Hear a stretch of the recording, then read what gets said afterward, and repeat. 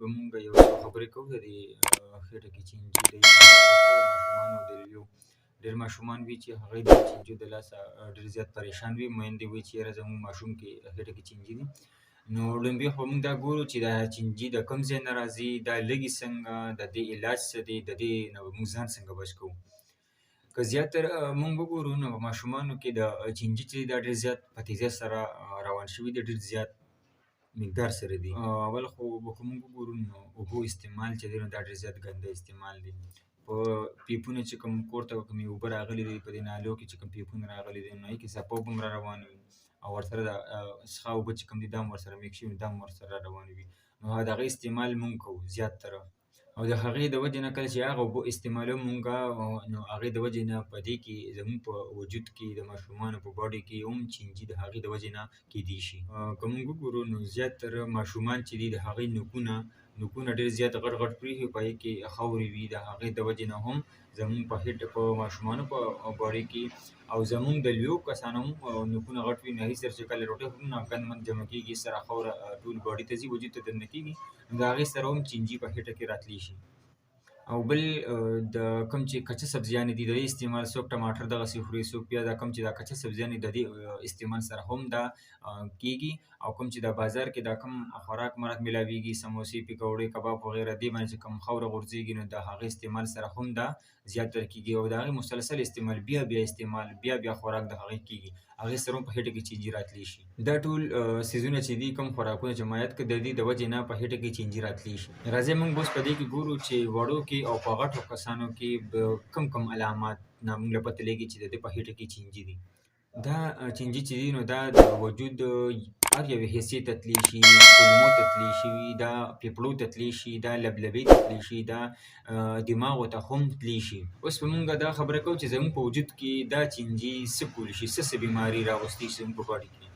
په ماشومانو کې په غټو کې د وینې ښه کافي مقدار سره کمې راوستی شي، ځکه چې دا وینه څکي نو د هغې سره په زیات مقدار سره وینه کمیدی شي او د ماشوم رنګ زیړ وي، بېدمه وي وجود یې، خېټه باندې درد هم راځي. ماشومان چې دي نو دوی ګروت فیلیر کېږي، دوی وزن چې کوم دی نو وزن سیوا کېږي نه، غټېږي نه، په ځای باندې چیت کېږي، زیړ کېږي دې سره چینجو سره. او بعضې وخت کې کله چې خېټه خرابه شي نو هغې کې هم واړه چینجي راتلی شي چې دا په کولمو کې سیوا شي نو دې سره په خېټه کې چینجي چې دي نو دا داسې رامنجیره غوندې شي نو هغې سره په خېټه باندې درد هم راځي. ماشومانو کې د ټولو نه غټ علامت دا دی دوی د شپې په وخت کې چې کوم د پاخانې ځای دی د ډکو متیو ځای دی نو دا خارښ کوي. دا چینجي چې دي نو دغه چینجي ته پینوام وایي. دغه چینجي زیاتره چې دي نو دا بار راوځي او دغه ځای باندې چک لګي، چې کله چک ولګي نو هغې سره مونږ له پته لګي ماشوم اکثر دغه ځای ګري، دغه ځای اریټیټ وي، خارښ کوي، نو مونږ له دغه ځای نه پته لګي چې یاره دا چینجي د چینجو علامات دي ماشوم ته. زیاتره مور او پلار وایي چې یاره دا زیاتره خواږه خوري، دا ماشومان خواږه خوري، د هغې د وجې نه کیدی شي، خو دا خبره صحیح نه ده. دا خارښ چې دی نو دا په ماشومانو کې هم کیدی شي او په لویو کې هم کیدی شي. مونږ نه به د دې نه مونږ دا ظاهروو چې دا د چینجو علامات دي.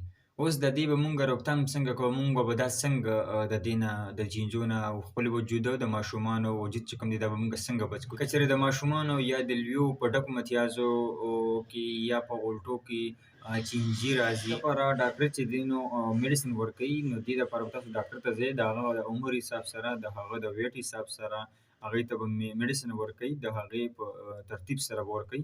نو هغې ته به چې کله دا دوایي ورکړي نو هغې سره دا میډیسن هم. که چېرې وړو ته ماشومانو ته یا لویو ته دغه مسلې وي نو دی ډاکټر ته لاړ شي او ډاکټر ته د خپل چې کوم ساینس سمپټمز دي نو دا دې ورته ووایي او د هغې نه پس ورته بیا دی ډاکټر صاحب دوایي ورکوي، هغه د ایج حساب سره، د هغې د ویټ حساب سره دی به دا کورس مکملوي. د دې نه مونږ ځان څنګه بچ کوو، نو اول خو دا دی چې کله ماشومان او لوی چې کوم دي اول دی ځان لږ غوندې ټرین کړي چې دی کله واشروم فارغه شي واشروم نه نو دی لاس په صابون سره وینځي. بل دی د اوبو استعمال چې دی نو دا دی ډېر کوي او بل ګرمې اوبه دې څکي، دی د اوبه ګرموي نو هغه دې څکي، هغه دې لپاره ډېره زیاته بهتره ده. بل دی چې کوم فروټ دي کوم میوه‌جات دي نو دا دې ښه وینځل، ښه په ګرمو اوبو سره وینځل نو بیا هغه دې استعمالوي.